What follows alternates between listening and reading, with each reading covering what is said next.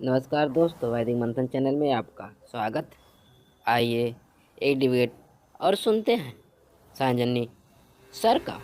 चल मौर्य बताएं क्या कहना चाहते हैं। मुझे भी करनी है, करनी भी नहीं है। मुझे जानकारी चाहिए, जैसे आपने अभी थंबनेल लगाया कि बौद्धों की विरासत को ब्राह्मणों ने नाश करा है, तो सर इतिहास में तो पढ़ाया नहीं जा रहा है, कैसे मान लिया? इतिहास आप डिजाइन किए हैं, मौर्य लोग डिजाइन किए हैं इतिहास। यार लोगों ने नहीं करा है, किसने पर डिजाइन किया है? जो डिजाइन किसने किया है? वर्तमान में तो भारत सरकार ने करा है। भारत सरकार ने किया है। भारत सरकार में कौन लोग बैठे थे? अंग्रेजों से सरकार किसके हाथ में गई थी? ट्रांसफर किसके हाथ में हुई थी? ट्रांसफर ऑफ पावर तो आ जाए तो ब्राह्मणों के हाथ में हुई है, पर एजुकेशन सिस्टम में किसका कौन एजुकेटेड था? जब देश आजाद हुआ तो एजुकेटेड कौन लोग थे? कौन सी जातियां सबसे ज्यादा एजुकेटेड थी? अगर फौरी तौर पे देखा जाए तो ब्राह्मण और थोड़ा बहुत वैश्य लोग थे। तो ब्राह्मण लोग अभी भी 95% तक ओबीसी का एक प्रोफेसर नहीं था सेंट्रल यूनिवर्सिटी में 2018 तक। अब जाके 5-6 लोग हुए हैं शायद। तो 2018 हाँ, तक एक प्रोफेसर नहीं था। अब बताइए आप हमें कि पूरा एजुकेशन सिस्टम पर ब्राह्मण का कब्जा था।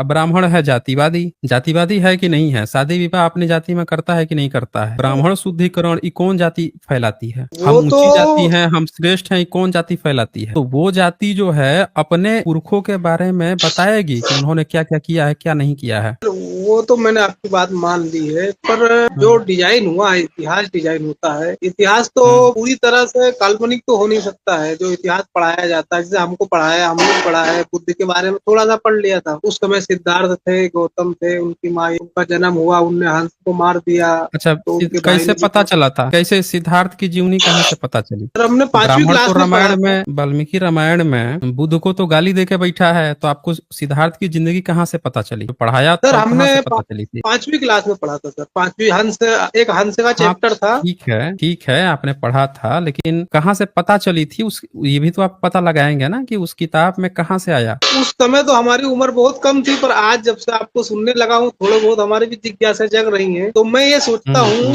कि जो इतिहास थोड़ा बहुत बताएगा, तो हमारे लोग भी सिस्टम में तो थे ही सही। जब से आजाद हुआ है, थोड़ा कहाँ बहुत थे? तो सिस्टम एक मौर्य का नाम बता दीजिए जो प्रोफेसर थे, जिन्होंने एक भी इतिहास नहीं। की किताब लिखी हो। अब मैं बताऊं तो हमारे मौर्य समाज में तो आप 2 पीढ़ी पहले चले जाओगे तो खेती किसानी के अलावा कुछ भी नहीं मिलेगा आपको। अच्छा, वो तो एक अब अलग बताइए मैटर हो गया, वो एक अलग। मौर्य जाति को जब खेती किसानी नहीं मिलेगा, मौर्य जो हैं वो तो सम्राट अशोक के वंशज अपने को मानते हैं कि नहीं मानते? वो तो सर बहुत बाद में मानना चालू करा है। उससे पहले किसको जब मानते बाबा थे? उससे पहले तो पहले किसको मतलब मानते थे? हम हमारी हमारी 4 पीढ़ियों से हम लोग तो शिव भक्त थे। हम लोग शिव भक्त किसने हुआ करते थे। अच्छा, आप शिव भक्त थे?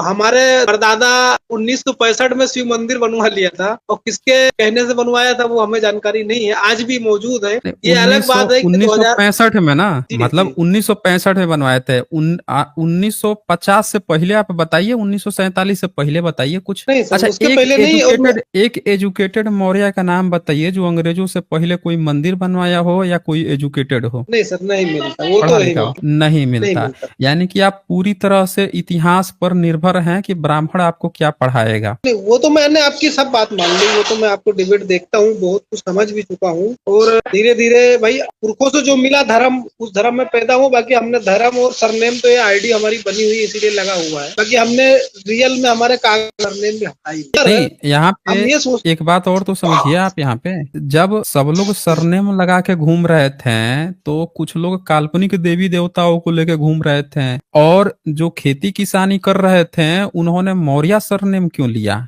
ये भी तो जरा सोचिए ना, ये भी तो किसी काल्पनिक का ले लेते सरनेम, ये मौर्य सरनेम क्यों लिए? जो हम लोगों को बचपन में, भाई हमारे जो दादाजी के पिताजी, उनके पहले हमने किसी कागज में नहीं देखा, क्योंकि वो हमारा जो मंदिर बनाया 1965 से 70 बना, उसमें लिखा हुआ है कि बद्री प्रसाद मौर्य तो पत्नी के द्वारा निर्माण कराया है। भव्य मंदिर है। नहीं, वो तो पर मंदिर तो निर्माण हुआ है ना। वो तो जब कॉन्स्टिट्यूशन बन गया है, जब अधिकार मिल गया है कि मौर्य लोग भी मंदिर अपना बना सकते हैं, ब्राह्मण अपने में तो घुसने नहीं देगा, तो आप अपना जमीन है, अपना जमीन में बना के अपना घर के आपके लोग जाके पूजा पाठ अपने में कर लीजिए। तब जाके लोग वो अपना घुसने तो मंदिर नहीं देते। बनवाना शुरू किए हैं, वो भी आजादी के बाद। हाँ, मौर्य घुसने तो लोग नहीं जो देते थे। हैं, हाँ, आज आज भी नहीं, आज पुजारी जाके बन के कोई दिखा देना, कोई मौर्य लोग जो हाँ हैं, जहां ब्राह्मणों का जहां दान पेटी अच्छी आती है वहां एक पहुंच जाए, घुसने नहीं देगा वहां पे। तो जितने भी ओबीसी वर्ग के लोग हैं, जैसे देश आजाद हुआ, कानून बन गया कि आपको भी अपने धर्म मानने की आजादी है, हिंदुत्व का भूत चढ़ाया गया, तब जो है ओबीसी को लगा कि यार हमको भी हमारा भी मंदिर होना चाहिए, तब अपने जमीन पर अपना अपना मंदिर बना के बैठना शुरू किए हैं। लेकिन इससे ये थोड़े सिद्ध हो गया कि आप जो है इसी मंदिर के थे या इसी धर्म के थे, ये कहाँ सिद्ध हुआ। यहाँ एक और बात है कि जब सरनेम लेना था तो काल्पनिक सरनेम सब लोग ले रहे थे, जैसे यादव लोग हैं वो काल्पनिक कृष्ण को अपना बना लिए आदर्श, राजपूत जो हैं वो राम को अपना आदर्श बना लिए, उसी तरह से और भी बहुत सारे चीजों का काल्पनिक चीजों को लोग अपना बना लिए। लेकिन जो खेती किसानी मौर्यंस को ही अपना आइडियल क्यों बनाए, ये मैं पूछ रहा हूँ आपसे। ये चीजें तो नहीं पता लग सकती, हम झूठ कुछ भी बोल दें ये हम नहीं कह सकते क्यों लिया, वो एक अलग चीज है। पर मैं विषय मेरा ये नहीं है, हम मेरा विषय ये है। नहीं, आप पूरा विषय समझिए ना, पूरा कथानक को समझिए कि जब लड्डू बंट रहा था काल्पनिक चीजों का कि ये देवता हमारे हैं, ये देवता हमारे हैं, तो सब जो है काल्पनिक पे दौड़ गए। लेकिन खेती किसान वाले जो हैं, जो ऐतिहासिक महापुरुष थे, उन्हीं के पीछे काहे दौड़े, हम ये पूछ रहे हैं आपसे। यहाँ पे तो राजपूत भी दौड़ सकता था कि नहीं, सम्राट अशोक मौर्य जो है उनको हम अपना आइडियल मानेंगे, क्योंकि उनसे बड़ा सम्राट तो आज तक भारत में ही नहीं पैदा हुआ। लेकिन वो भी नहीं दौड़ा। ये खेती किसानी वाले लोग ही क्यों दौड़े, मैं ये पूछ रहा हूँ आपसे। इसके पीछे बहुत बड़ा कारण है जो आप नहीं समझ रहे हैं। हाँ बोलिए सर, थोड़ा सा प्रकाश डाल दीजिए, शायद आज से हम भी जान जाए। देखिए, जो सबसे सम्राट अशोक के जहां जहां मिले हैं अवशेष या सबूत जो मिले हैं या उनके पिलर्स मिले हैं, विशेषकर बिहार के इलाकों में, वो सारा जगह, वो जमीनें जो हैं आज भी वही खेती किसानी वाले लोगों के हाथ में है, गढ़ में थी। मतलब उनसे छीन भी लिया गया होगा, लेकिन फिर भी उन्होंने अपना बचा के रखा था, पुरखों की जमीन करके। उससे उनको आइडिया लगा कि हमारे जो पुरखे यही हमारे पुरखे थे। इसीलिए खेतीहर वर्ग जो है वो नहीं भागा किसी काल्पनिक के पीछे। वो भले पूजा पाठ करता है, लेकिन सरनेम जो है रियल महापुरुष का ही लगाया उसने। बाकी सब जो है केक कट रहा है, अब भाग गए काल्पनिक चीज में, ये काल्पनिक भगवान हमारे, ये काल्पनिक भगवान हमारे। अब यहाँ पे बात आती है कि जब आपको नहीं इतिहास पता है, ब्राह्मण आपको इतिहास पढ़ा रहा है, अब ब्राह्मण ही तो ये बताइए कि जितने शिक्षाविद थे ये सब के सब तो पहुंचे थे राम मंदिर के उद्घाटन में। सारे बॉलीवुड से लेके नेता से लेके पढ़े लिखे IAS PCS सेलिब्रिटी सब पहुंचे थे कि नहीं पहुंचे थे। और यही वाल्मीकि रामायण में लिखा है, जैसे चोर दंडनीय होता है उसी प्रकार बुद्ध भी दंडनीय है। इसी किताब में बुद्ध को गाली दी जा रही है। अब बताइए आप हमें कि ये कैसे हो सकता है भाई कि बुद्ध अवतार भी हैं, उनको कोई छतरी भी बता रहा है, अब फिर उसी किताब में गाली भी दी जा रही है। अब बुद्ध से पहले राम भी बताया जा रहा है। इसी राम का गुणगान आपके सारे शिक्षा मंत्री लोग भी कर रहे हैं। भारत में शिक्षक दिवस इसके नाम पे मनाया जाता है, आपको पता है? सर्वपल्ली। और ये वही सर्वपल्ली राधाकृष्णन है जो सबसे ज्यादा ब्राह्मणीकरण किया था बुद्धिज्म का, अबुद्ध का। बुद्ध को आत्मा मानने वाला बता दिया था। हाँ, आप बताइए कि जो शिक्षा जिसके नाम पर मनाया जा रहा है, मतलब टीचर्स डे जिसके नाम पे मनाया जा रहा है, जो भारत का राष्ट्रपति, उपराष्ट्रपति और क्या क्या रह चुका है, शिक्षा मंत्री रह चुका है, वो व्यक्ति जो है सबसे ज्यादा ब्राह्मणीकरण कर रहा है, तो आपके पास सही इतिहास कहाँ से आएगा बताइए? हाँ सर, वो तो ठीक है सर, एक जानकारी होनी चाहिए थी। अभी नवरात्र में वायरल हो रहा था कि बोले दुर्गा सप्तऋषि में मौर्यन को गाली दी। सर मैं समझा नहीं, फिर से बोलिए। दुर्गा सप्तऋषि कोई किताब है ब्राह्मणों की, तो उसमें मौर्यंस के बारे में कोई नेगेटिव चर्चा है क्या? इनके किसी भी किताब में मौर्यंस के बारे में बहुत गलत चर्चा है। आप विष्णु पुराण पढ़िए, विष्णु पुराण में लिखेगा ये कि मूरा नामक दासी से पैदा हुआ, इसीलिए ये सब मौर्यंस है। ये तो इस पे एपिसोड भी बना दिया इन लोगों ने। हाँ, अब बताइए, आप ये बताइए कि दासी से पैदा हो गया तो वो उसका बच्चा जो है वो राजा बनेगा ना, किसान कैसे बन जाएगा भाई? और पूरी की पूरी इतनी बड़ी जाति कैसे खड़ा हो जाएगी? और उससे भी ज्यादा, राजा से ज्यादा तो उसकी किसानों की जाति खड़ी हो जाएगी। वो तो जितनी एक मौर्यंस काल्पनिक की चरित्र जाति है, पकड़ में आ गया, वो चीजें तो हम लोगों ने पकड़ हाँ, ली। तो यही बात समझने योग्य है ना कि आपको पहले अपना बिलीफ सिस्टम सुधारना होगा ना। आप किस पर बिलीव करने जा रहे हैं? आपको पढ़ा दिया गया, आप सोच रहे हैं कि हमको जो यहाँ पे छाप के दे दिया वो सब बढ़िया है, एज इट इज ओके है। तो एक बात आप हमें बता दीजिए, ये भी तो आपको पढ़ाया गया होगा कि जमीन से सबसे ज्यादा आज तक सबूत जो मिले हैं वो बुद्धिज्म के मिले हैं। जी, वो तो मिले हैं। सही। अच्छा, भारत में जितने विदेशी लोग घूमने आए थे, जो पढ़ने के लिए भारत में आए थे, उनके नोट्स भी मिल गए हैं। फाहियान, वेनसोंग, इत्सिंग, जी ऐसे सर, मिल 56 गए। से ज्यादा यात्री पढ़ने आए थे। ये बताइए कि ये तो 7वीं 8वीं सदी तक आए थे ना, इनके किसी भी नोट्स में आपको क्या राम का, कृष्ण का, रामायण, महाभारत, गीता, उपनिषद, वेद कहीं इन्होंने जिक्र किया है? 7वीं 8वीं सदी की बता रहा हूं मैं। नहीं है। नहीं किया है। अयोध्या का जिक्र किया है इन लोगों ने, लेकिन अयोध्या में बुद्धिज्म का जिक्र किया है। जैनों का भी नहीं सर, जिक्र किया है, लेकिन राम मंदिर नहीं का उसमें जिक्र नहीं किया है। नहीं, हाँ बोलिए। अयोध्या लिखा है, उसमें अयोध्या लिखा है या साकेत लिखा है? सर इस पे भी एक बहुत डिबेट चलती रहती है। बोले वो साकेत था, नहीं, विनाश खराज जी को पढ़ते हैं। वो कोई डिबेटेबल बात नहीं है, क्योंकि साकेत नाम है, अयूटो कहा जाता था उसको। वो जगह जो है अयूटो कहा जाता था, कर्निंगम महोदय ने उसकी पहचान की थी। तो यहाँ एक सबसे बड़ी बात क्या है कि आपका सारा अज्ञान आपके किताबों से, स्कूली माध्यम से ही गड़बड़ है। ये बताइए, आइंस्टीन ने क्या कहा है, न्यूटन ने क्या कहा है, ब्राह्मण उसको गलत करके आपको पढ़ा सकता है? बताइए। नहीं पढ़ा नहीं सर। पढ़ा सकता ना। वो क्या गलत करेगा? इतिहास गलत करेगा। इतिहास ही तो गलत करेगा ना, क्योंकि इतिहास तो आपके साक्ष्यों के ऊपर निर्भर है। साक्ष्य आपको, जब सारे सबूत बुद्धिज्म के मिल रहे हैं। अच्छा, यूनिवर्सिटी भारत में किसकी थी? कौन से धर्म ने यूनिवर्सिटी खोली थी पढ़ाने लिखाने के लिए? सर अभी 2-4 साल में ही जो यूनिवर्सिटियों के नाम मालूम पड़े हमें, नालंदा, तक्षशिला, विक्रमशिला, इस टाइप के चीजें मालूम पड़ी। तो ये पहले सारे नहीं तो जानते बुद्धिस्ट थे। के थे, लेकिन ब्राह्मणों ने हमेशा ही आपको टीवी सीरियल में दिखाया कि गुरुकुल हुआ करता था, यही दिखाया ना। हाँ, अब आप एक बात बताइए कि जब गुरुकुल इनके हुआ करते थे, तो गुरुकुल का आज तक एक सबूत मिला? वो तो उनसे डिबेट करो तो बोलते हो झाड़ के नीचे होते थे, नहीं, झाड़ के नीचे होते पेड़ थे के तो नीचे। सबूत मिला कि नहीं मिला, वो छोड़िए ना, उनके डिबेट की बात छोड़ दीजिए, सबूत की हम बात कर रहे हैं ना। सबूत आज नहीं, तक उनका सबूत तो एक भी नहीं, गुरुकुल का मिला? तो सबूत नहीं सबूत तो मिला, सिर्फ जिसका सबूत मिला, क्या वो पढ़ा रहा है आपको सिलेबस में? वो तो सिलेबस से गायब कर रहा है। नालंदा को तो सिर्फ एक ही चीज तो थोड़ा सा पढ़ाते हैं कि बोले मुसलमानों से लड़ाने के लिए नालंदा का नाम लेते हैं बस। और उन्होंने ये नहीं बताया कि उसी किताब में जहां से, अच्छा, मुसलमानों ने नहीं जलाया है, ये तो हम इस पर बता नहीं, वो चुके तो हैं। वो वो तो मैं, हमने आप देखी स्ट्रीम आपसे, देख लीजिएगा, वो स्ट्रीम देखिएगा, आपको देख क्लियर लिए। हो जाएगा। तिब्बतियों ने साफ साफ बता रखा है। तो यहाँ एक बात तो आपको क्लियर है ना कि ब्राह्मण जो बात मिल रही है पुरातत्व से, वो आपको नहीं पढ़ा रहा है। तो तो आपको धीरे समझ धीरे में आता है जानकारी ना। हो रही है। हाँ, धीरे हाँ, धीरे तो जानकारी तो हो गई काफी। आप जो है ना लगातार बने रहिए, और भी जितने मौर्य लोग हैं सबको जोड़िए, सब लोग देखें। जिनको भी डाउट आता है, जहां पे भी डाउट आता है कि हमको ये बात नहीं समझ में आ रही है, वो जुड़ के हमसे पूछ लें। और वो लोग दूसरा ये जुड़ अभी जाएं, राम जुड़ के मंदिर, हमसे पूछ लें। हाँ बोलिए। जो अभी राम मंदिर बनाया है, इसका हमने इमेज देखी थी कि गलती से इन लोगों ने इमेज को वायरल कर दी थी, तो उसमें बुद्ध की भी मूर्ति लगा रखी। इसका क्या, इनका क्या लंबा प्लान हो सकता लंबा प्लान यही है कि उस जगह ही बुद्धिज्म की है। अभी हमने जो है? हाँ, पेपर दिखाया, कि जो पेपर में पुरातत्व विभाग ने जो बात कही है, पुरातत्व ने तो यही कहा ना कि वहां पे जमीन के नीचे से गर्भगृह जो मिला था अष्टकोणीय था। ये देखिए बीच में लिखा है कि अष्टकोणीय बना रहे हैं। ये लिख रहा है कि आज सर, तक जो है कोई राम मंदिर नहीं बना है जो अष्टकोणीय हो, ये अष्टकोणीय बनाने जा रहे हैं। लिखता हाँ, है, पुरातत्व विभाग की खुदाई के दौरान पता चला था कि मंदिर के गर्भगृह अष्टकोणीय है।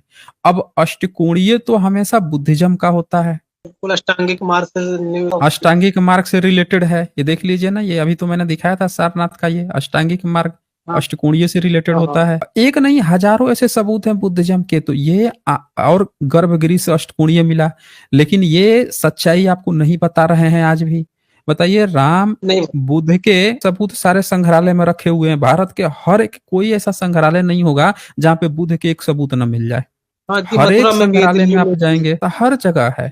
लेकिन इनके अयोध्या में राम की खुदाई हुई या कृष्ण की खुदाई हुई, और उसके सबूत कहाँ कहाँ रखे हैं, क्या इन्होंने आज तक दिखाया? एक जगह भी एक सिंगल दिखाया? क्या क्या सबूत मिले हैं किसी संग्रहालय में रख के? बता दीजिए आप हमें। अभी सर निर्माण कार्य जब हो रहा था उस समय जो कुछ सबूत निकले थे तो वो बुद्धिज्म के ही निकले थे, क्योंकि हमने उसमें टीवी में खबर देखी हाँ, तो अयोध्या फिर में। उसको दबा दिया था ना, 2 दिन के अंदर उस सारे खबर को हाँ, गायब करके उस चीज को दबा दिया इन्होंने। हाँ, वो पोल खुल टीवी जा 9 रही थी। भारत के अलावा किसी ने, टीवी 9 भारत के अलावा हाँ किसी ने नहीं लगाई थी, और वो भी दूसरे दिन पूरी खबर ही गायब कर दी। तो हम लोगों ने स्क्रीनशॉट लेके रख। हाँ, वो सारे सबूत पड़े हुए हैं। तो ये हकीकत है ना, ये आपको देखना पड़ेगा कि किस तरह से ये आज भी सामने सामने मैनिपुलेट कर रहे हैं ना। ये तो सामने सामने मैनिपुलेट कर रहे हैं। अब आप सोच रहे हैं कि हमको क्यों नहीं पढ़ाया जा रहा है। क्यों पढ़ाएगा भाई, वो क्यों पढ़ाएगा? जो ये कहता है कि हमारे ऋषि मुनि सबसे चतुर चालाक थे, वो किस मुंह से ये पढ़ाएगा कि हमारे ऋषि मुनि जो है इतनी बड़ी धांधली किए हुए हैं? बताइए, उसी की पोल खुलेगी ना। तो ये चक्कर है। ठीक है फिर, हाँ जी, पंडित जय नारायण व्यास, बताएं भाई क्या कहना चाहते हैं। हाँ जी नमस्कार। हाँ जी नमस्कार। हाँ जी, हम तो किसी को कहते नहीं है कि तुम हिंदू धर्म को अपनाओ। जिसको छोड़ना है वो छोड़ सकता है। हम तो किसी के ऊपर पाबंदी नहीं लगा रहे। वो बौद्ध धर्म अपना रहे हैं कई लोग, कई मुसलमान बन रहे हैं, तो हम किसी को भी नहीं कहते कि जिसको छोड़कर जाना है वो जाए, हमें कोई परवाह नहीं है। दूसरी बात, जो हमारे शंकराचार्य ने बौद्धों से संघर्ष किया और उसको कहाँ पे इतना कहाँ पे किया था संघर्ष? मैं पहले अपनी बात कह लूं, उसके बाद उसके पश्चात आप नहीं कहना। वो नहीं, वो छूट जाएगा ना। हम आपसे जो पूछ रहे हैं वो पैरेलल में चलेगा ना। जब आप कहे हैं कि संघर्ष किया, तो लगे हाथ एक बता देंगे डेटा कि यहाँ पे इस तरह से किया, तो एक जेन्यून हो जाएगा ना। बोलिए आप ही, लेकिन डेटा के साथ बोलिए। कृपया बोलिए। आप मुझे सुनिए धैर्यपूर्ण, उसके पश्चात नहीं आप नहीं नहीं कुछ। नहीं नहीं, देखें ऐसा है यहाँ पे कि जब बात यहाँ पे क्या होता है ना, मुंह खोला शब्द गपोड़ा, वो सबूत नहीं माना जाता। जब आप अपनी बात रख ही रहे हैं तो सबूत के साथ रख दीजिए कि हमारे एक काल्पनिक शंकराचार्य थे जो न जनेऊ पहनते थे न चुटिया लटकाते थे, और उनके बारे में हम लोगों ने तरह तरह की किताबें लिखी कि उनके पिताजी बचपन में छोड़ के उनकी माताजी को चले गए थे।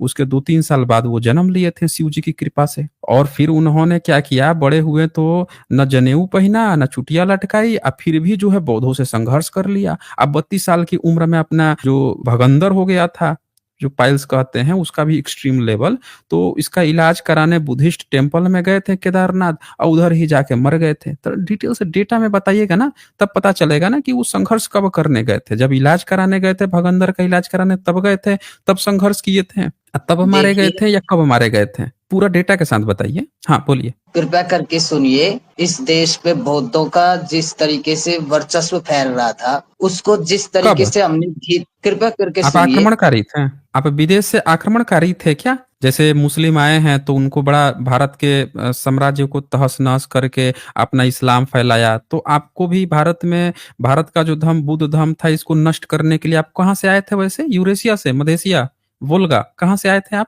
जिसके कारण भारत के बौद्ध धर्म के बढ़ते हुए का आपने खात्मा कर दिया? धैर्यपूर्वक सुनिए। ये अरे हम देश की कोई सुनेंगे, हम मेरी तो बात सुन सुनेंगे लीजिए। ना। अरे हाँ, बिल्कुल सुनेंगे, आप बीच लेकिन एक बीच बात में बताइए कि बोल आप रहे हैं, आए एक कहाँ से थे? प्रश्न। नहीं नहीं नहीं नहीं नहीं, देखिए पंडित जय नारायण व्यास, हम आपको वो सिखा रहे हैं, जब बात रखी जाती है ना आप तो सिखा आधी नहीं अधूरी सकते बात नहीं हमें, रखी जाती है। कृपया अच्छा, करके। नहीं सिखा सकते? हम ही सिखा सकते हैं आपको, ये भी बता देते हैं, क्योंकि आपको बात करने नहीं आ रहा है ना। आप सोच रहे हैं मुंह खोला शब्द गपोड़ा हो गया सबूत। हम वो नहीं चलता ना यहाँ पे।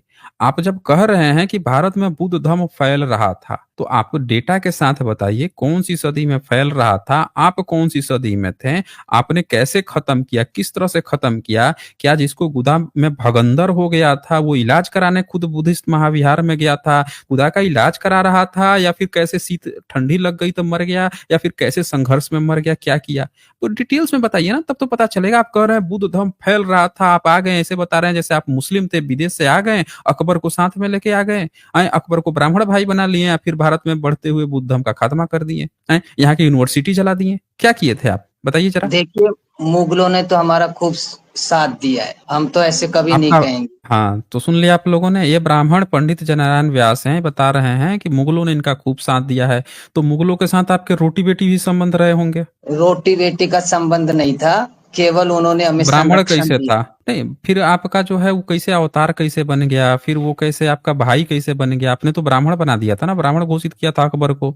तो बिना रोटी बेटी संबंध के तो ब्राह्मण नहीं बन सकता है, बताइए। रोटी बेटी का संबंध हम अपने खुद ही ब्राह्मण से ही करते हैं, हम किसी से नहीं करते। क्या बात कर रहे हैं आप? कैसी बात कर रहे हैं आप कि आप किसी से नहीं करते हैं? क्या आपने ऐसा कहा कि आप किसी से नहीं करते हैं? जी, बताइए। हमारे यहाँ राजस्थान में तो ऐसा प्रचलन नहीं है। हम ना वो तो आप अगर केवल रोटी बेटी का संबंध अगर किसी और से नहीं करते हैं तो एकदम सीधा साधा जवाब दे दीजिए आप हमें। पराशर ऋषि जो थे वो कौन सी लड़की से संभोग करके व्यास पैदा किए थे? वो लड़की कौन से जाति की थी आपकी काल्पनिक कथाओं में? देखिए, जिस बात के लिए आया हूँ मैं उसको सुनिए आप। आपने तो अभी तो कहा कि आप किसी दूसरे जाति में वो नहीं करते हैं, रोटी बेटी संबंध नहीं रखते हैं। तो हम तो वही तो पूछे हैं कि आपके जो पराशर ऋषि हैं, जिनका बेटा व्यास था, जिसने महाभारत लिखी, या पराशर ने पराशर स्मृति, तो आपका पराशर जो है वो कौन सी लड़की से संभोग करके व्यास को पैदा किए थे? वो लड़की का नाम बताइए, उसकी जरा जाति बताइए आप हमें। अभी पता चल जाएगा कि आपके ऋषि जो है रोटी बेटी संबंध की कौन कौन सी जाति में रखते थे, बताइए। देखिए वो बात गई पराशर ऋषि की, जो द्वापर युग की अच्छा, आप बात कर रहे हैं, मतलब वो बात मतलब आप ये जा कहना चुकी है। मतलब आप ये कहना चाह रहे हैं कि आपने अपने ही पुरखों को लतिया के निकाल दिया है? इस आप ये समय कहना जो चाह रहे हैं? वर्तमान जो स्थिति है उसमें हम हम्म। किसी भी, हाँ क्षत्रिय से फिर भी हो सकता है, लेकिन शूद्र से तो बिल्कुल नहीं कर सकते विवाह। तो आप हमें बता दीजिए कि वो किसकी लड़की थी भाई? पराशर ऋषि ने वो लड़की जो है वो किसके घर में थी? कौन सा पेशा काम कर रही थी भाई? एक बार बता दीजिए आप देखिए हमें। अभी अपवाद तो पता स्वरूप चल तो जाएगा ना। अच्छा, अब सुनिए, अपवाद आ गया सामने। आप मेरी सुन लिया बात आप ही नहीं लोगों ने? सुन रहे हैं। अरे हम सुन रहे हैं, आप जो है गपोड़े जा रहे हैं। हम जब भी बात करते हैं तो कंक्लूजन बेस्ड बात करते हैं ना। हवा हवाई गपोड़ थोड़े है कि आप इधर से स्पाइडरमैन, आप इधर से फेंक दीजिए काल्पनिक देवी देवता, हम इधर से स्पाइडरमैन बैटमैन फेंक दिए, दोनों पे फेंका फेंकम चल रहा है। आप बोल रहे हैं कि हमारा जो नारद है उड़ के मंगल ग्रह गया था, हम बोल दिया भाई कहाँ तुम मंगल पे घूम रहे हो, हमारा तो स्पाइडरमैन, हमारा तो सुपरमैन सीधे सीधे प्रोक्सिमा सेंचुरी पे पहुंच गया था, फेंकम फेंक चल रहा है। अरे जो बात मत चलेगी मानो सबूत ना। के साथ चलेगी। काहे हम कौन मानेंगे, लेकिन सबूत के साथ मानेंगे ना। तो बिल्कुल मानेंगे। मत मत मानो। नहीं, हम कौन कहता मानेंगे। है? आपने कहा कि आपके जो पराशर स्मृति है वो द्वापर युग की बात है, हम उसको नहीं मानते। आई किताब में छाप छाप के आप क्या बेच रहे हैं? ये देखिए, ये किताब ये है इनकी पराशर स्मृति, छाप के क्या बेच रहे हैं? ये कह रहे हैं कि कलयुग के लिए है। इस सब लोग, आप लोग ध्यान से देखिएगा, ये क्या कहते हैं, कलयुग के लिए है, स्पेशल किताब है, इसको मानना ही पड़ेगा सब लोगों को। पराशर स्मृति में भी इस संबंध में कहा गया है कि धर्म की स्थापना और ब्राह्मणों को पाप से बचाने के लिए इस ग्रंथ की रचना की गई है। तो ये इनकी किताब पराशर जो है, क्या किया गया है, धर्म की स्थापना होगी या ब्राह्मणों को पाप से बचाने के लिए किताब लिखी गई है, ये कह रहे हैं कि मानते ही नहीं है। समझ रहे हैं? फिर ऊपर भी लिखा गया है कि परंतु इस स्मृति में तो कलयुग के धर्म आचार तथा रीति नीति की चर्चा की गई है। यानी पराशर स्मृति स्पेशल तौर पर कलयुग के धर्म आचार विचार और रीति नीति के लिए की गई है। और ये क्या किया गया है, ब्राह्मणों को पाप से बचाने के लिए। और ये देखें, ये ब्राह्मण जो है भाग रहे हैं, उल्टे कह रहे हैं कि हम मानते ही नहीं है। काहे झूठ बोल रहे हो? किसको बेवकूफ बना रहे हो भाई? किताब में छाप के ये बेच रहे हो आप, और यहाँ पे आके कुछ और कहानी गाना गा रहे हैं आप। आपको क्या लगता है कि आपकी सच्चाई हम लोग नहीं जानते हैं? बोलिए। सच्चाई जानते हो या नहीं जानते हो उससे हम्म। मतलब नहीं, हम तो अच्छा, आप लोगों से आजाद होना चाहते हैं। तो आजाद होना चाहते हैं तो जिस तरह से आपने अपना बना रखा है, अपना एक देश बना रखा है मनुस्मृति में, जैसे आपने, आपके जो पुरखे लोग हैं, आपके वो सावरकर है, जैसे आपके तिलक हैं, जैसे आपके दयानंद सरस्वती हैं, केदारनाथ पांडे हैं, इन लोगों ने जो आपका स्थान बता रखा है, यूरेशिया, मधेशिया, बोलगा, तिब्बत, पता नहीं क्या क्या स्थान बता रखा है, पंडित जी अंटार्कटिका, जवाहरलाल तो नेहरू चले ने भी जाइए। बताया। हाँ, तो चले जाइए ना। आप उठाइए बैग लीजिए और अपने बताए हुए नित्य, आपके जो भी, जो आपके पुरखों ने आपका जगह बता रखा है कि वो आपका घर है, अपने अपने घर में बैक टू पवेलियन चले जाइए, मुक्ति मिल जाएगी आपको। आप अच्छा खासा यहाँ पे भारत में बुद्ध धर्म था, और यहाँ पे आके आप जबरदस्ती जो है बुद्ध में बोल रहे हैं बुद्ध धर्म फैल रहा था, इनको दर्द था। आपको दम था? बुद्ध धर्म चीन में फैला, जापान में फैला, दम था वहां पे जाके रोक लेने का? तिब्बत आप तक में तो कभी इतना सटा दम दिया था आया? हमने। अच्छा, तिब्बत में क्या किया था आपने? हमने भारत से उखाड़ फेंका था, तिब्बत तक ले गए अच्छा, थे। ये उखाड़ फेंके थे। अब मैं बताऊं आपने क्या उखाड़ा था? मैं बताऊं, इनकी उखाड़ी की दास्तान हम दिखाते हैं, इन्होंने क्या उखाड़ा था। इन्होंने उखाड़ा था इसी पराशर स्मृति में चैप्टर 10 आ जाइए, और इस चैप्टर 10 का 16 नंबर श्लोक आ जाइए। जरा ये 15 और 16 नंबर जो है पढ़ेंगे एक बार, आपने क्या क्या उखाड़ा है, एक बार पढ़ के आप सुनाइए तो। आप पढ़ लीजिए, मैं क्या पढ़ूंगा इसको, कृपया आप अरे पढ़िए। आपके पुरखों की दास्तान है, आपने कहा ना कि उन्होंने उखाड़ दिया था, उखाड़ उखाड़ के फेंक दिया था। हाँ तो ये उखाड़ा था ना, आपके उखाड़े की दास्तान हम दिखा रहे हैं, पढ़िए ना एक बार। अरे आपके कृपया आप पुरखों ही ने, पढ़ लीजिए इसको। सुन लिया आप लोगों ने, ये ब्राह्मण को अपने पुरखों ने इनके क्या क्या उखाड़ा है उसको पढ़ने में शर्म आ रही है। चलिए हम पढ़ के सुनाते हैं इनके पुरखों ने क्या उखाड़ा है। इनके पुरखे लिखते हैं, पशु, गाय, घोड़ी आदि, वैश्या रूप जीवा, समझ रहे ना, वैश्या कह रहे हैं, आदि, और वैश्या रूप जीवा, मतलब गाय और घोड़ी सारे फीमेल की चर्चा हो रही है, मेल की बात नहीं हो रही है। अभी देखिएगा क्या क्या उखाड़े हैं ये। भैंस, भैंस की चर्चा हो रही है, मतलब बैल सांड की नहीं चर्चा हो रही है, घोड़ा की और वो सांड की नहीं चर्चा हो रही है, याद रखिएगा ना, भैंसा की चर्चा हो रही है। भैंस, ऊंटनी, सब फीमेल है, याद रखिएगा, बहुत कुछ उखाड़े हैं ये। ऊंटनी, बानरी, गधी और सुकरी, देखिए सारा फीमेल है। से मैथुन जैसे पाप का प्रायश्चित प्रजापत्य व्रत करना है। अब आप ध्यान से देखिए इन्होंने कितने क्या क्या चीजें उखाड़ रखी हैं, किताबों में बकायदा लिखे भी हैं कि अगर यहाँ पे आपने कुछ उखाड़ लिया है तो इसका क्या उपाय है, प्रजापत्य व्रत करना है। सुना आपने, तिब्बत तक पहुंच गए थे उखाड़ने के लिए, और क्या करेंगे, इसका उपाय क्या है, उखाड़ने के बाद से क्या करना है आपको, प्रजापत्य व्रत करना है। और देखिए गाय के साथ, माता जी हैं, हमारी माता है भाई, गाय माता जी हैं, कहने के लिए तो गाय माता जी हैं। अब देखिए क्या उखाड़ रहे हैं ये, गाय के साथ मैथुन करने पर 3 दिन रात का उपवास करने और ब्राह्मण को दक्षिणा में एक गाय देने से शुद्धि हो जाती है। अब बताइए ये उखाड़ने के लिए ये जो बोल रहे हैं भारत से उखाड़ दिए, ये बताइए ये उखाड़े हैं ये क्यों? पंडित जगनारायण व्यास ये क्या क्या उखाड़ के रखे हैं भाई। और ये किताब तो शूद्र को न पढ़ना था, न सुनना था, न कुछ जानता था। और आपने तो ये वैश्य और जो क्षत्रिय हैं उनको तो पढ़ाने का भी अधिकार नहीं था, आप उनको बताते थे, वो तो बेचारों को संस्कृत भी नहीं आती थी। तो ये क्या उखाड़ के आप पीढ़ी दर पीढ़ी लेके आए हैं भाई, बताएं जरा आप किस हमें। संदर्भ, देखिए किस संदर्भ में आप बोल रहे हैं, आपका कोई आधार ही नहीं।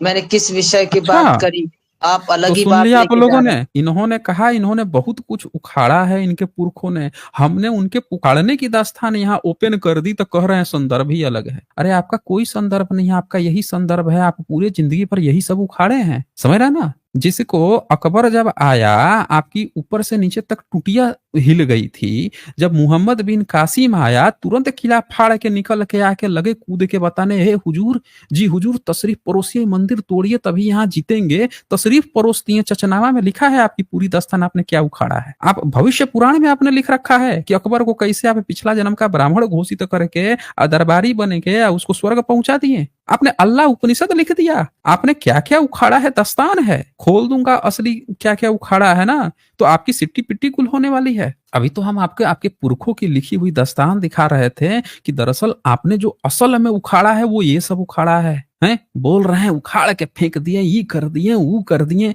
अरे जो किए हैं वो दास्तान है ना। बताइए जब भारत में मोहम्मद बिन कासिम आया, आइए इनकी अब एक नई उखाड़ने की दास्तान दिखाते हैं। ये देखिए आज इनको, अभी तो ये सब था, एक और आगे ला श्लोक दिखा देते हैं इन्होंने और क्या क्या उखाड़ा है, फिर हम खोलते हैं इनके इनके पुरखे क्या क्या उखाड़ते थे। ये देखिए 17-18 नंबर में, भैंस, उटनी और गधी से एक ही बार मैथुन करने का प्रायश्चित 1 दिन रात उपवास करना है। यही कारण है कि कानपुर से लेके पूरा आप एक्स पे जाके देख लीजिए, न जाने कितने ब्राह्मणों के नाम आ रहे हैं, कितने लड़कों के जाति पता लगा लीजिए कौन जाति के लोग हैं, और वो पाए गए हैं इस तरह से जानवरों के साथ इस तरह के कुकृत्य में। कई लोगों ने FIR दर्ज कराई है कि मेरे जानवर के साथ ये किया, मेरे जानवर, ये सब इन्होंने किताब में लिख रखी है। ऐसे वो नहीं कर रहे हैं वो सब लड़के, उनको भी अनुमान है कि ये सब करना चाहिए, 3 दिन व्रत करके मुक्ति मिल जाएगी, क्योंकि भाई शूद्र पढ़ता नहीं है, ऐसा काम करेगा नहीं। इनके पास मुक्ति के साधन है, लिख रखा है इनके कि कर लेना मैथुन, एक बार करने के बाद से क्या करना है, प्रायश्चित 1 दिन का उपवास करना है। मतलब भैंस के साथ, उटनी के साथ, गधी के साथ ये एक बार मैथुन कर लेंगे। चूंकि पीढ़ी दर पीढ़ी ये ढो के लाए हैं, अब जो बच्चा को आप सिखाइएगा, शादी ब्याह किए नहीं है, लड़का को सिखा दिए हैं आपकी पीढ़ी दर पीढ़ी ये ढो के लेके आना है, पीढ़ी दर पीढ़ी ढो के लेके आ रहा है, तो उसके मन में ये सब तो विचार क्रोधेगा ना कि अरे भाई हम भैंस के साथ, उटनी के साथ, गधी के साथ हैं ये सब कर देते हैं और 1 दिन उपवास रख लेंगे, पाप कट जाएगा, भगवान जी होंगे तो पाप कटा देंगे। फिर उससे इससे व्यक्ति शुद्ध हो जाता है। पुरुष को डांका पड़ने पर, युद्ध होने पर, अकाल तथा महामारी पड़ने पर, बंदी बनाए जाने पर तथा राजा चोर उत्पन्न संग के क्या क्या लिख रखा है इन्होंने, बताइए। ये सब पीढ़ी दर पीढ़ी जो ढो के लाएगा वो सब क्या करेगा, और ये हमें कहानी सुना रहे। आइए अब आप किताब खोलते हैं, इसमें बहुत सारी चीजें दिखाने के लिए, लेकिन चलें इनको अब हम दिखाते हैं। ये बोल रहे हैं कि उखाड़ दिए थे, इनकी उखाड़ने की दास्तान अब आप खोलते हैं। ये देखिए इनकी उखाड़ने की ये दास्तान थी, ये किताब है चचनामा, बड़े बढ़िया से लिखा है इन्होंने। पहला बार जब मुस्लिम आया था, ये बोल रहे थे बुद्ध धर्म का उखाड़ा है ना, भारत में जब मुस्लिम आया था इन्होंने क्या उखाड़े हैं, आइए दिखाता हूँ, ये देखिए क्या उखाड़ा। चैप्टर है मोहम्मद बिन कासिम का कार्य को समेटना। तो यहाँ पे क्या हुआ कि कहा जाता है कि कैदियों में राय ताहर के कुटुंब का कोई भी व्यक्ति नहीं मिल रहा था और न ही उसके संबंध में जानकारी दे रहा था। अब राय दाहर जो है वो क्या था, वो था ब्राह्मण। तो मोहम्मद बिन कासिम बोला कि यार उसका कोई जानकारी तो दे। दोनों दिन मोहम्मद बिन कासिम के दरबार में लगभग 1000 ब्राह्मण आए। लड़ाई चल रही है, दाहर खत्म है, नहीं मिल रहा है, तो 1000 ब्राह्मण पहुंच गए। उनके सिर के बाल और दाढ़ी मूछ भी साफ। उनको इस तरह देखकर जैसा मोहम्मद बिन कासिम हैरान हुआ, पूछा कि ये लोग किस लश्कर के हैं, इस तरह स्वयं को गंजा बनाकर क्यों आए हैं। तो ब्राह्मणों में से एक ने कहा, हुजूर हमारा राजा ब्राह्मण था, हम भी ब्राह्मण हैं। जब वो मारा गया, उसकी हुकूमत चली गई, तो कुछ वफादार व्यक्तियों ने उसके दुख में आत्महत्या कर ली, लेकिन हम लोगों से तो जुदाई नहीं सहन हुई। हम जो हैं ये सब मुंह सोच मुड़वा उड़वा के आपकी तशरीफ में पहुंच गए हैं। आगे सुनिए। अब जबकि ईश्वर ने यह राज्य और शासन आपके अधिकार में किए हैं, तो हम सब न्याय प्रिय कमांडर की सेवा में न्याय मंदी नम्रता से यह जानने आए हैं कि आपका हमारे भविष्य संबंधी क्या विचार है। भविष्य अपना सुधारने पहुंच गए थे। आए भाई, बताएं भाई क्या उखड़ा था आपने, कहाँ गए पंडित। राजा मर गया तो 1000 ब्राह्मण जो है उसके दरबार में पहुंच गए। देख लीजिए, ये उखाड़े हैं, ये उखाड़ने की दास्तान सुनते हैं। हाँ जी बताएं भाई ब्राह्मण, ये क्या उखाड़े थे भाई? आप बोल रहे थे कि आप देखिए, उखाड़ मैंने उखाड़ के फेंक दिए पहले थे। ही सुनिए, आप धैर्य पूर्वक तो सुनते नहीं है नहीं, आप आप सुना केवल। दीजिए। मैंने पहले ही कहा कि मुगलों के साथ तो अच्छे संबंध थे। मुगलों अरे ने तो मुगल नहीं है भाई, अरे भाई मोहम्मद मुगल बिन नहीं है कासिम ये। तुर्क लोग दे लीजिए, अरे तुर्क भाई रहे, मुगल नहीं मोदी है, रहे, अरे कोई तुर्क बात नहीं नहीं। है भाई, अरे तुर्क नहीं है। सब लोग ध्यान से सुनिए इस ब्राह्मण का। ये क्या कहा है कि मुस्लिमों के साथ इनके बड़े अच्छे संबंध थे, गहरे संबंध। और हिंदू मुसलमान कौन कर रहा है? मेरे सारे SC ST OBC भाइयों ध्यान से सुनिए। ये ब्राह्मण बता रहा है कि मुगलों के साथ इनके, मुस्लिमों के साथ, तुर्कों के साथ इनके बड़े अच्छे संबंध थे। इन्होंने सिर्फ और सिर्फ बुद्ध धर्म का उखाड़ा है। सुन लिया सब लोगों ने। और जब ये किताब खुल गई है कि भैया आपने क्या उखाड़ा है, ये अरबी था, पहला अरबी था जो भारत पे हमला किया। और ये बोल रहे हैं कि इन लोगों ने इनका साथ दिया है, गद्दारी की है। ये अपने गद्दारीपन को उखाड़ना बता रहे हैं। मेरे सारे SC ST OBC भाइयों, आज के बाद से जो हिंदू मुसलमान करे, मैं बता रहा हूं आपको ना, वो 500 जो हूरे का सपना देख रहे हो ना कौशिकी उपनिषद का, भूल जाओ, न मिलने वाला। अरे जब मिलना था तो ये तो 500 अप्सराओं को छोड़ के 72 हूरों पे पहुंच गए थे, यहाँ पे लाभ ले रहे थे। देखिए राजा, लड़ाई हुई है, 1000 जो है सब छिला उला के उसके राज में पहुंच गए हैं। भाई अब हमारा भविष्य के बारे में बताइए ना। अब आप ही ईश्वर ने तो आपको दे दिया राजपाट, हमारा कुछ भविष्य सुधारिए। यहाँ पे पहुंच गए हैं ये। पहले किला खोल के, मैं रोज दिखाता हूँ, किला खोल के तुड़वाए थे मंदिर, हरवाए, और फिर यहाँ पहुंच गए। और सुनिए आगे। अब यहाँ पे क्या होता है, वो डीलिंग करते हैं। ये उसकी जो रानी थी दाहर की बीबी ब्राह्मणी। अब ये ब्राह्मणी महिलाओं के लिए, अब सोच देखिए ब्राह्मणों का, मर्दों का क्या सोच है। तो कहता है मोहम्मद बिन कासिम ने सोच कर कहा कि सच यह है कि तुम लोग अपने मालिक के वफादार रहे हो, यह अच्छी बात है। मैं आप लोगों को आजादी देने के लिए तैयार हूँ, पर इस शर्त पर कि तुम लोग राय दाहर के कुटुंब के सदस्यों को मेरे सामने करो या कहीं भी हो। इस शपथ के साथ यह भी वादा करो कि ब्राह्मण रानी लाड़ी को घर के अंदरूनी कमरों में से ढूंढ निकालो और दूसरे लोगों को भी आजाद करो जिन्होंने इस्लाम स्वीकार किया है। जिन्होंने इस्लाम स्वीकार नहीं किया है उनके ऊपर जजिया कर लगाया जाए। इस पूरा एजेंट बन के भारत में जजिया कर लगवाए हैं। आप ध्यान देखिएगा, इन्होंने वो जो ब्राह्मण था राजा दाहर, उसकी बीवी को पकड़वाने में मदद की, उसके घर वालों को पकड़वा दिया। यानी इन्होंने अपने फायदे के लिए उसको पूरा कुर्बान कर दिया है। और देखिए ये कहता है इस दंड के 3 मापदंड बनाए गए। लोग कहते हैं ना कि उन्होंने जजिया कर लगा दिया था भारत में। अरे ब्राह्मणों ने डील की थी मोहम्मद बिन कासिम से कि तुम जजिया कर लगाओ, हम डील करते हैं, तुम हमारा भविष्य सुधार दो। ये डीलिंग का हिस्सा है, देखिए ध्यान से। फिर जिन्होंने इस्लाम स्वीकार नहीं किया है उन पर जजिया कर लगाया जाए। इस दंड के 3 मापदंड बनाए जाए, 48, 24 और 12 दरहम दंड भरने वाले। कि सामाजिक स्थिति और कमाई पर राज का दर्जा आधारित था। किले के चारों दरवाजों पर उसने मोहम्मद बिन कासिम उसके पहरेदार नियुक्त किए। जिन मुतबीरों व अमीरों ने आगे आकर किला अरबों के हवाले किया, उनके ऊपर भी ध्यान से देखते जाइए आप पूरी कहानी इनकी। उसी प्रकार राजकर मुकर्रर किए। ये सारी चीजें हुई। ब्राह्मणाबाद के शहर और किले के कारोबार 100 रुपया के समय के घोड़े और तोहफे में दिए गए। कईयों के दरबार में अच्छे पद भी दिए गए। ये डीलिंग हो गई और डीलिंग के बाद से कईयों को घोड़े का तोहफा दिया गया। और फिर जो है आप कहते हो ना घोड़े पर आए थे, घोड़े पर ही नहीं आए थे, घोड़े पर मोहम्मद बिन कासिम आया था, घोड़ा इनको गिफ्ट दिया था तोहफा में। कईयों को दरबार में अच्छे पद भी दिए गए हैं। तत्पश्चात उसने व्यापारी, कारीगर, काश्तकारों की गणना का हुक्म दिया।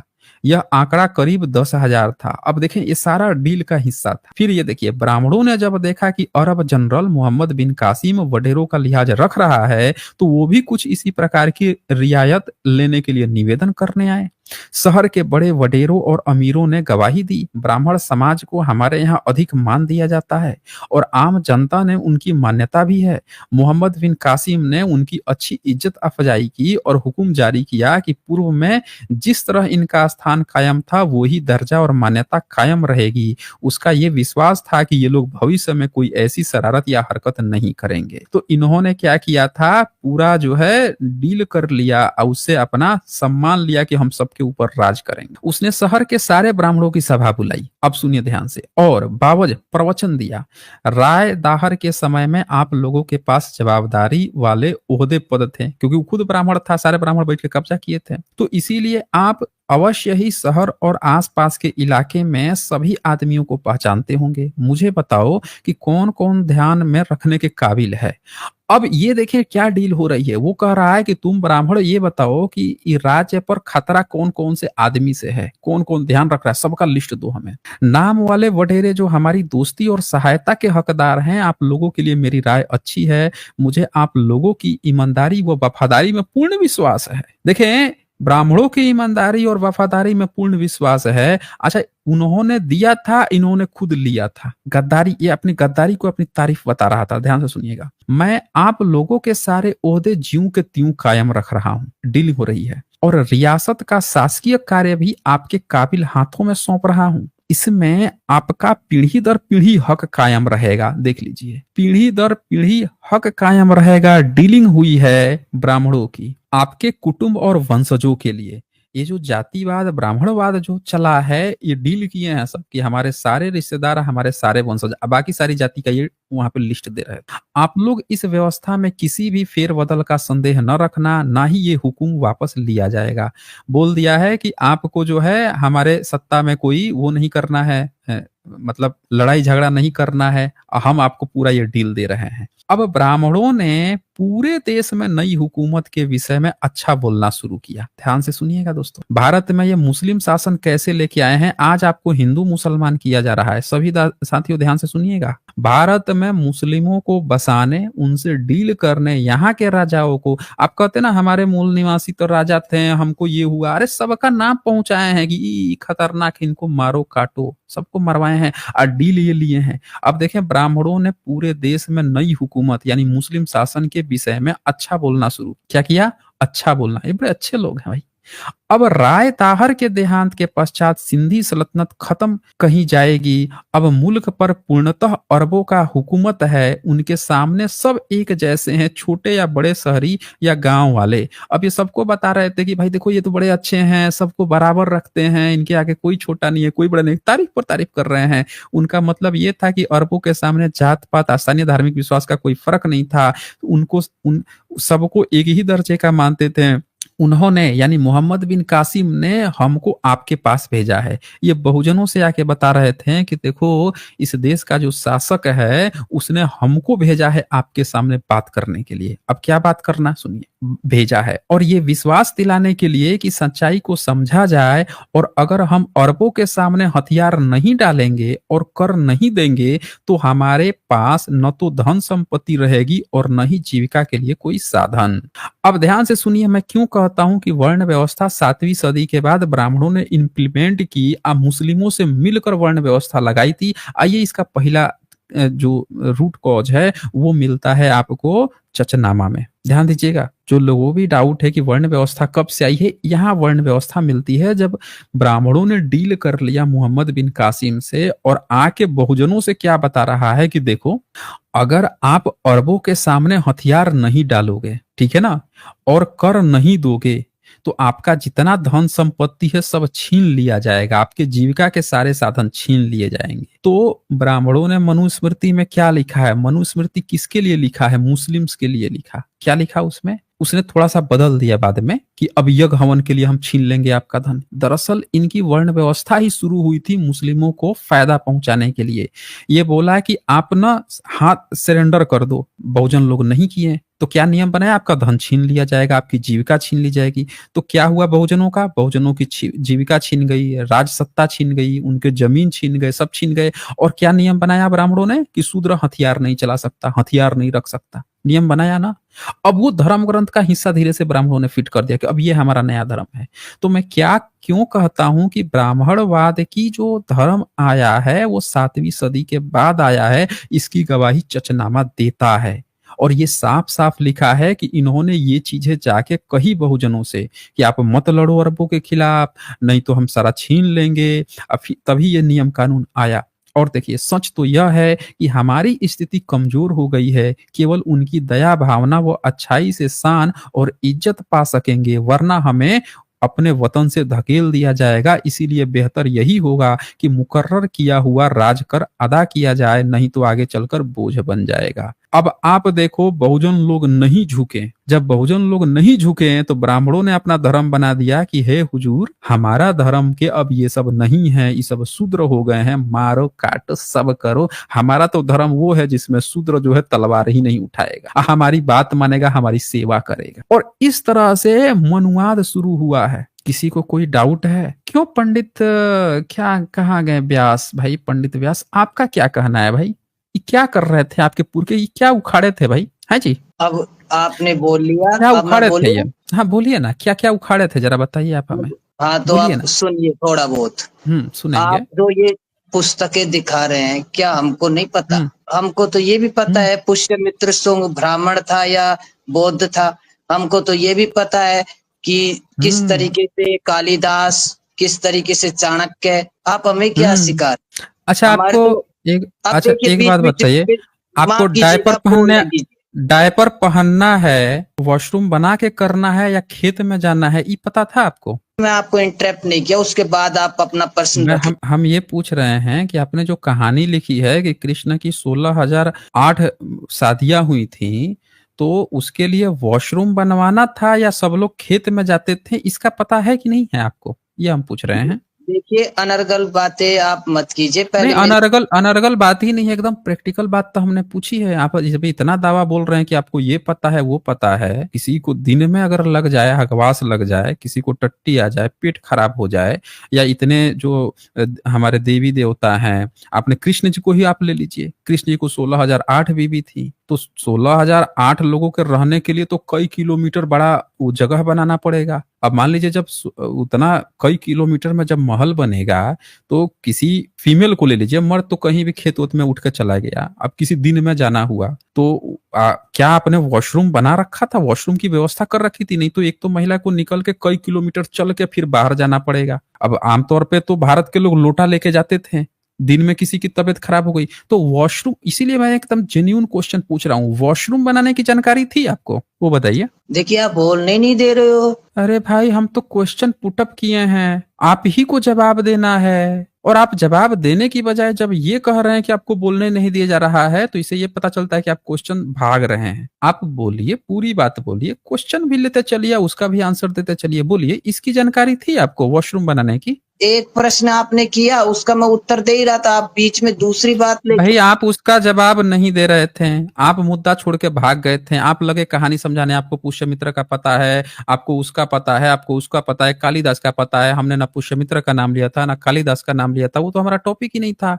आप जबरदस्ती जो है हंसुए के शादी में खुरपे का गीत गा रहे थे, तब हमने इसीलिए जब कोई इतना इधर उधर भाग रहा है तो हम भी एक इधर उधर दाग देते हैं। जब आप इतना बोल ही रहे थे कि हमको ये जानकारी है, तो हमने वही पूछा कि कृष्ण जी की जब आपने 16,008 शादियां करा दी थी, कई किलोमीटर में महल बना होगा, किसी को पेट खराब हो गया, अब पेट खराब होता है तो तुरंत कोई वॉशरूम में भागता है, तो उसको तो कई किलोमीटर लोटा लेके चल के जाना पड़ता होगा, है? तो इसकी जानकारी थी आपको वॉशरूम बनाने की? वो जरा बताइए आप हमें। देखिए पहले मैं अपनी पूरी वो वाली बात कर लूं, उसके बाद बताऊंगा आप। तो वो बात आप तभी ना कहेंगे जब आप टू द टॉपिक आप आपका ये जवाब प्रश्न देंगे। था कि आपने क्या उखाड़ हाँ। लिया, ये प्रश्न था आपका। हाँ तो बताइए ये क्या उखाड़े हैं, इसका तो जवाब दीजिए। ये सामने जो हाँ। किताब खुली है, इसमें जो उखाड़े हैं उस पर तो आप सफाई दीजिए।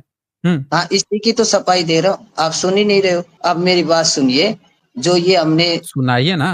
पहले कोई बाउंड्री वैसे नहीं थी कि भारत कोई वैसे बाउंड्री में कोई शासन व्यवस्था चल रही हो कि ये भारत की बाउंड्री है। कोई भी जैसे विदेश से जो लोग आए, जो मोहम्मद बिन कासिम अरब से आया, तो उसको हमने जिस भी तरीके से हैंडल किया, हम ये हमारी चातुर्यता थी। अब अच्छा किसी अच्छा, आपने किसी को नहीं हैंडल किया माना, उसको, तो सुन लिया आप लोगों आपको ने। ये इन्होंने हैंडल किया, बाउंड्री नहीं थी। सुन लिया, कह रहे हैं बाउंड्री ही नहीं। ये सारे ब्राह्मण आपको एक कहानी सुनाते हैं, कोई बाउंड्री नहीं थी। इनकी किताबों में लिखा है कि 48 किलोमीटर दूर जो जाएगा वो ब्राह्मण जो है, वो ब्राह्मण जा ही नहीं सकता 48, उसके लिए विदेश हो जाता है। ये बाउंड्री की बात बता रहे हैं हमें, आप हमें बाउंड्री की बात बता रहे हो। आप बोल रहे हो कि अरब से आया था, फिर करो बाउंड्री नहीं थी है? बाउंड्री ही नहीं थी, कहानी सुना रहे हैं हम। बाउंड्री नहीं थी तो ये किला खोल के या कैसे भाग आए थे? किला में से बाहर निकल के ये जाके वो कर रहे थे, कहानी गढ़ रहे हैं हमें कि बाउंड्री नहीं थी। ये देखिए इनकी बाउंड्री हम दिखाते हैं ना, इस पर तो इनका मुंह नहीं खुल रहा है, जवाब ही नहीं आ रहा है, तो हम बाउंड्री इनको दिखा देते हैं, कह रहे हैं बाउंड्री नहीं थी। ये देखिए सब लोग ये बाउंड्री की किताब दिखाता, ये है, ये आज का जो पाकिस्तान है, सब लोग देख सकते हैं। और ये सिंध है जहां पे हमला हुआ था, और जब अंग्रेजों ने गुलाम किया था देश को, तो भी ये जो आज का पाकिस्तान है, भारत का हिस्सा था। अब सब जानते हैं अफगानिस्तान में बुद्ध देश था, मोहम्मद बिन कासिम से पहले बुद्ध देश था। ये कह रहे हैं कि बाउंड्री ही नहीं थी। सम्राट अशोक के समय में अफगानिस्तान बुद्ध धर्म चल रहा था, ये पूरे क्षेत्र पे सम्राट अशोक के शासन तंत्र थे। ये बोल रहे बाउंड्री ही नहीं थी। अरे बिना बाउंड्री के ऐसे घुस आया, कहानी गढ़ रहे हैं आप, तो झूठ मत बोलिए। जो पूछा गया है उसका जवाब दीजिए कि आपने ये काम किया क्यों। आप कह रहे हैं आपने हैंडल किया, इनकी हैंडल की भी दास्तान एक दिखा देता हूँ। ये कैसे हैंडल किए थे भाई, ऐसे हैंडल करते हैं क्या? कहाँ गई ये भाई, ये चचनामा में ये कैसे हैंडल किए थे जब मोहम्मद बिन कासिम आया था? तो आप बोलिए, स्क्रीन पे खुला हुआ है, बताइए कैसे, जरा पढ़ के सुनाएंगे कैसे आपने हैंडल किया था।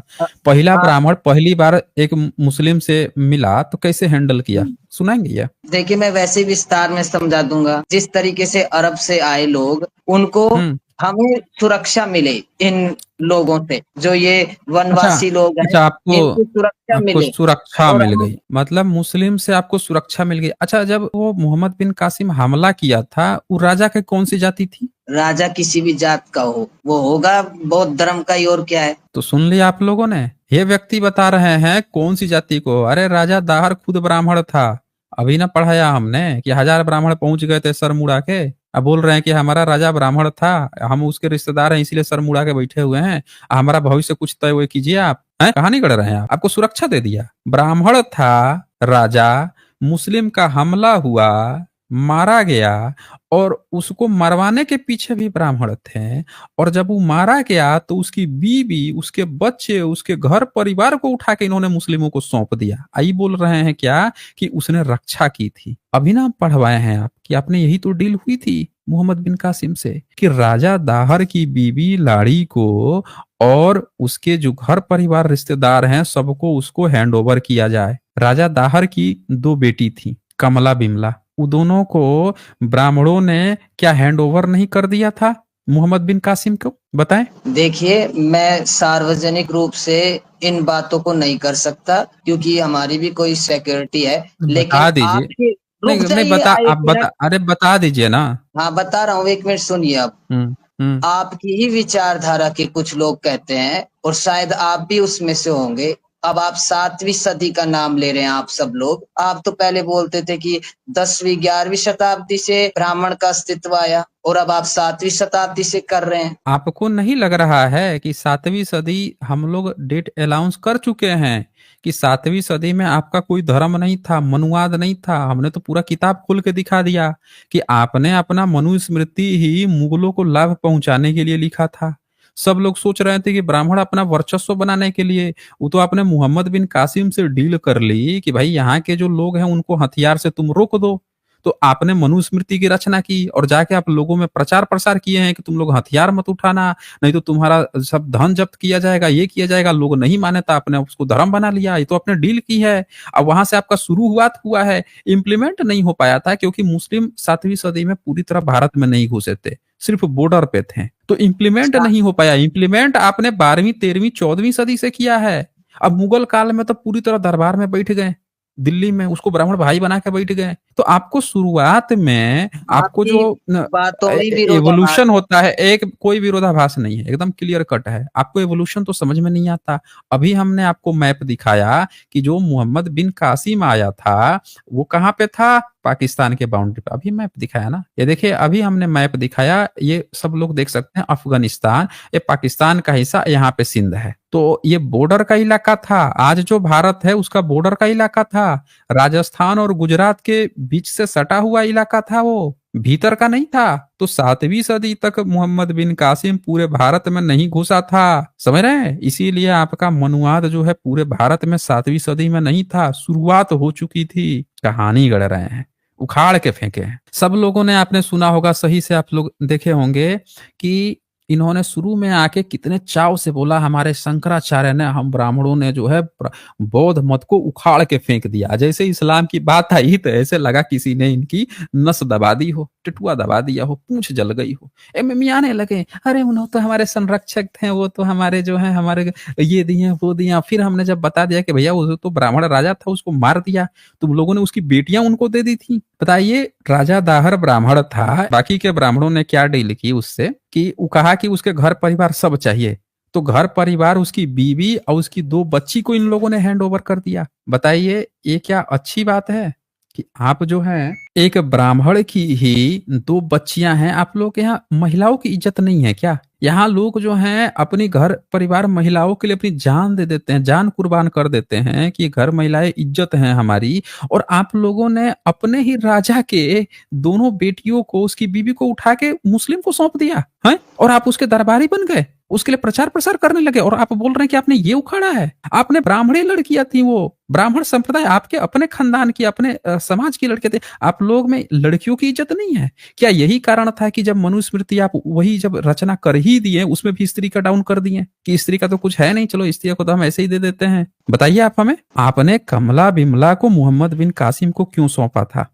बताइए, जब आपकी इतनी सेवा किया, इतनी रक्षा किया, तो आपने राजा दाहर की दोनों बेटियों को क्यों सौंपा फिर मुस्लिम को, जब इतनी डील हो गई थी? बोलिए। देखिए, आप सुनना ही नहीं चाहते हो। नहीं, आप मैं जो सुनाइए। बात कर, अब यही हाँ, नहीं, आप सुनाइए ना, यही क्वेश्चन का आंसर दे दीजिए, सुनाइए आप, हम सुनेंगे। देखिए, जो हमें अच्छा लगा उस समय कर दिया, वाह वाह वाह लेकिन वाह। अब इस समय जो अच्छा, है आप ना, ब्राह्मण हैं? हमारे, देखिए सुनिए, इस समय नहीं, आप हमारे सबसे बड़े शत्रु, एकदम सीधी सीधी बात बताइए कि आप ब्राह्मण हैं कि नहीं है? देखिए मैं ब्राह्मण ही हूँ। तो आप ब्राह्मण हैं, तो आपने ये कहा कि 7वीं सदी में आपने ब्राह्मण घर की ही लड़की, उसकी माता को उठा के मुस्लिमों को सौंप दिया। और कितनी बेशर्मी से आप ये बात अब तक कह रहे थे कि मुस्लिम आपके संरक्षक थे और बौद्धों को आपने उखाड़ के फेंक दिया था। यहाँ तो डेटा निकल रहा है कि आपने खुद ब्राह्मणों की ही लड़कियों को उठा के मुस्लिम को सौंप दिया था। देखिए, राजा जब काम का नहीं होगा उसके साथ यही होना चाहिए। तो राजा जब काम का नहीं होगा तो उसकी बेटी को, उसकी बीवी को उठा के आपने सौंप दिया, वो भी ब्राह्मणी लड़कियों को और औरतों को आपने उसमें मुस्लिमों को सौंप दिया। ब्राह्मणी का कोई नैतिकता नहीं, उसको ऐसा ही दंड मिलना चाहिए। मतलब कैसा दंड मिलना चाहिए? जिस प्रकार से योजनाबद्ध तरीके से उसका संहार किया, उसी तरीके से करना चाहिए। मतलब आप, अच्छा, जिस तरीके प्रकार से, अब जो अच्छा चल रहा है, इसने, अच्छा किसने गद्दारी की थी? अच्छा, एक मिनट, जब आपने ये बात कह दिया कि उसी प्रकार से मिलना चाहिए, तो जिन ब्राह्मणों ने गद्दारी करके मोहम्मद बिन कासिम को भीतर घुसाया, तो उन ब्राह्मणों को दंड मिलना चाहिए, तो आप उसके संरक्षक कैसे बन गए? ये कैसे कहने लगे कि आप जो है वो हमारे संरक्षक थे? अभी भी जो लोग इस तरीके के कृत्य करेंगे, जो हमें नुकसान पहुंचाएंगे, उनका भी हम इसी तरीके से जवाब देंगे। ये जो लोग, अच्छा, कैसे ब्राह्मण संप्रदाय की बहु बेटियों को मुस्लिमों को सौंपकर आप ये कह रहे हैं कि जैसे राजा दाहिर ब्राह्मण था, उसकी बहु बेटियों को, उसकी पत्नी को, उसकी दोनों बेटियों को जैसे आपने मोहम्मद बिन कासिम को सौंप दिया, जो इस देश के लिए लड़ रहा था, उसकी बहु बेटी को उठा के, भले ही ब्राह्मणी परिवार की थी, उसको आपने सौंप दिया। ये आपकी बहादुरी थी और यही काम आप करेंगे? जो भारत के लिए लड़ेगा और कोई अरब वाला, कोई बाहर विदेशी मुस्लिम आएगा, तो आप उसके समर्थन में यहाँ के भारत से जो लड़ने वाले ब्राह्मण हैं, उनकी बहु बेटियों को आप उनको दे देंगे? ये डील करेंगे उनसे? ये उखाड़ा है आपने? आप ये कहना चाह रहे हैं? हाँ जी, अब जो आप यही तो कह रहे हैं। आप लोगों ने जो वातावरण फैला रखा है ना, आप जातिगत लोगों ने जनगणना, वातावरण नहीं फैला रखा है, ये चचनामा में राजा ब्राह्मण था और आपने उस ब्राह्मण राजा की दोनों बेटियों और उसकी पत्नी को आपने हैंड ओवर किया मोहम्मद बिन कासिम हाँ से। वो आप हमारी उसके डील थी, हम दरबारी कर दिए। बने, आपने यहाँ पे घुस घुस के लोगों से हथियार रखवाए और ये गद्दारी का काम किया। आपने यहाँ पे किले का दरवाजा आपने खोला, आपने मंदिर तोड़वाया, सब इसमें किताब में लिखा हुआ है। और इसको आप बहादुरी बता रहे हैं कि आप ऐसा करेंगे? मतलब भारत से जो फौज में भारत से कोई ब्राह्मण ही लड़ रहा है, तो अगर कोई मुस्लिम अगर उधर से कभी जीत गया तो उस ब्राह्मण के घर की बहू बेटी को आप मुस्लिमों को सौंप देंगे और डील कर लेंगे मुस्लिम से कि हम तेरे साथ रहेंगे, दरबारी रहेंगे। ये काम किया है आपने, बताएं भाई। सुनिए, अब मेरी बात सुनिए। नहीं, इसका जवाब अब दीजिए ना। हाँ मैं दे चुका हूँ कि तो जिस कहाँ दे तरीके से चुके हैं आपने? राजा दाहिर जो है उसकी बेटियों को, उसकी बीवी को आपने क्यों हैंड ओवर किया था, ये बताइए पहले। 7वीं शताब्दी में ब्राह्मण राजा था ना, हम पूछ रहे हैं उसकी बेटियों को आपने क्यों हैंड ओवर किया मोहम्मद बिन कासिम को, क्यों ऐसी डील की थी आपने? 7वीं शताब्दी में राजा ब्राह्मण ही था ना। हम पूछ रहे हैं कि आपने क्यों डील की उसकी दोनों बेटियों को उठाकर और मोहम्मद बिन कासिम को देने की। और ये पहले मैं आप सबको बता दूं दोस्तों, राजा दाहर का पता नहीं था, ब्राह्मण उसके पास गए, उसकी बीवी और उसकी बच्चियां दोनों छुपी हुई थीं, राजा दाहर मारा जा चुका था और इन लोगों ने डील की है। मैंने यहाँ पे दिखाया आपसे, जिसमें कहता है कि उसके घर की उसकी पत्नी है, उसके सारे रिश्तेदार हमको दो। और फिर आगे एक चैप्टर है कमला बिमला का, कि जिसमें वो दोनों को उठा ले जाता है। और वहां का जो अरब का जो वो रहता है शहंशाह, इसका भी जो बॉस रहता है मोहम्मद बिन कासिम का, उसका बॉस, वो दोनों को कहता है कि तुम दोनों में से जो खूबसूरत है उसको हम अपने बेड में ले जाएंगे। वहां पे वो सब गेम खेलती हैं, वो अलग कहानी है, छोड़िए हटाइए। यहाँ पे आप देखिए, इन दोनों ने मोहम्मद बिन कासिम को सौंप दिया और उसने उन दोनों ब्राह्मणी लड़कियों को खिदमत में पेश दिया शेख के, वहां का अरब का जो शेख था उसके बेड में भेज दिया। ये घिनौना काम इन्होंने किया है और ये कह रहे हैं कि आज भी ये काम करेंगे। और ये मैं आपको बता दूं, वो दोनों बहुजन लड़कियां नहीं थी, वो दोनों ब्राह्मणी लड़कियां थी। जो भी ब्राह्मण लोग देख रहे हैं, ये ब्राह्मण की दास्तान आप सुन लीजिए, ब्राह्मणी लड़कियों को भी बेचने के लिए तैयार हैं अगर मुस्लिम से डीलिंग की हो जाती। आपने यही कहा है मिस्टर पंडित अब जगनारायण आप व्यास, अपने दर्शकों को भ्रमित मत कीजिए, मैं जो बोल रहा हूँ उसको आपने यही बताइए। कहा है। सुनिए, ये तो मैं आपको फंसाना चाहता था। अब ये बताइए, ब्राह्मण सुन लिया आप लोगों ने, ये फंसाना चाह रहे थे, इसीलिए इन्होंने ये बात कह दी। इन्होंने फंसाना चाह रहे थे तो इन्होंने ये बात कह दी। देख लिया आप लोगों ने। मतलब राजा ताहर एक ब्राह्मण है, उसकी दो ब्राह्मणी बेटियां थी, उसको इन लोगों ने गिफ्ट कर दिया और ये बोल रहे थे कि ये बात इसलिए इन्होंने कह दी, फंसाना चाह रहे थे। किसको फंसाना चाह रहे थे? ये तो आप खुद ही फंस गए भाई, हैं? इससे बुरा आप क्या फंसेंगे? अच्छा एक बात बताइए, अगर कोई आज भारत में सेना है, उधर पाकिस्तान हमला करते रहता है, चाइना हमला करते रहता है, अब बॉर्डर पे लड़ाई छिड़े, पाकिस्तान वाला उधर से घुस रहा हो और कोई आपका एक ब्राह्मण जो है घुस के जाके सारा डेटा लीक कर दे, उनको जगह दे दे, और कहीं पाकिस्तान गलती से जीत जाए उस ब्राह्मण के लीक करने के कारण, तो इसमें ब्राह्मण की गद्दारी मानी जाएगी कि नहीं मानी जाएगी? ये बताइए। वो ब्राह्मण सूरवीर कहा जाएगा या गद्दार कहा जाएगा? ये बताइए। अरे ये मुझे तो ये नहीं पता कि 7वीं सदी में कौन राजा था और ब्राह्मण था, वो कैसे बन गया राजा। तो सुन लिया आप लोगों ने। अभी हमने इनका किताब खोल के दिखाया, पूरा पढ़ाया कि 1000 ब्राह्मण वहां पे पहुंचे थे और 1000 ब्राह्मणों ने ये गवाही दी कि हमारा राजा ब्राह्मण था, हम सर इसीलिए मुड़ाए हुए हैं। और अब ये हमें क्या अभी कहानी सुनाने लगे? ये बताइए। अभी हमने ये किताब खोली थी ना, ये देखिए, ये किताब हमने अभी खोली थी और उसमें ये कह रहे हैं कि ब्राह्मण था, क्या था, सब बात बक के ये बुरी तरह से फंस गए हैं। ये देखिए, ये चचनामा किताब है और इसमें देखिए मोहम्मद बिन कासिम से क्या था, ब्राह्मणों में से एक ने कहा, हुजूर हमारा राजा ब्राह्मण था, हम भी ब्राह्मण हैं। जब वो मारा गया और उसकी हुकूमत भी चली गई तो कुछ वफादार व्यक्तियों ने आत्महत्या कर ली, हम राजा से जुदाई नहीं, और हम लोग यहाँ पे सरोड़ मुड़ा के आपके पास आ गए हैं। आगे देखिए, अब जबकि ईश्वर ने यह राज्य और शासन आपके अधिकार में किए हैं, तो भाई न्यायप्रिय कमांडर, आप हम लोगों का भी कुछ भविष्य सुधार दीजिए। और ये बोल रहे हैं कि हमको क्या पता है ब्राह्मण राजा था। तो मैं क्या कहता हूं दोस्तों कि 7वीं सदी में भी भारत में ब्राह्मणवाद इनका कोई धर्म ग्रंथ नहीं था। ये सही बात बोल रहे हैं कि कौन ब्राह्मण कैसे राजा था। इनका धर्म ग्रंथ ही नहीं था उस समय, और न इनका कोई नियम था कि ब्राह्मण क्या काम करेगा। अगर इनके यहाँ नियम कानून होता कि ब्राह्मण यज्ञ हवन कुंड करेगा तो वो राजा कभी नहीं होता। समझ रहे हैं, नहीं था इनके यहाँ। और इन्होंने 7वीं सदी के बाद ही अपने सारे नियम कानून बनाए हैं कि हम ये काम करेंगे, दान दक्षिणा वाला हम लेंगे, शूद्र ये नहीं करेगा। सब मुस्लिम के लिए बनाए हैं इन्होंने। इनका पूरा धर्म ग्रंथ ही भारत में जो शोषण की व्यवस्था है ना, ये क्यों, ये तो आज का जो क्षत्रिय है उसको भी शूद्र कहे हैं। यही हुआ था ना अंग्रेजों के समय कि भारत का जो क्षत्रिय है, वैश्य है, वो भी शूद्र है। क्यों? क्योंकि शूद्रों को तलवार रखने का अधिकार नहीं है, उनको लड़ने का हक नहीं है, उनका काम है सेवा करना ब्राह्मणों की। किसके लिए ये नियम बनाया गया? देश के लिए नहीं भाई। अरे दुनिया का हर देश में हमला होते रहे हैं। ये नियम सिर्फ मुगलों को, मुस्लिमों को, मुस्लिम्स को खुश करने के लिए ब्राह्मणों ने नियम बनाया था। और आज आप सब नहीं समझ पा रहे हैं तो ये ब्राह्मण से आप लोग एकदम खुल्लम खुल्ला सब चीज सुन ही लिए हैं। चले, आज हमने आपको बहुत समय दे दिया। आज बस इतना ही, फिर मिलेंगे हम अगली वीडियो में अगले जानकारी के साथ। तब तक के लिए नमस्कार।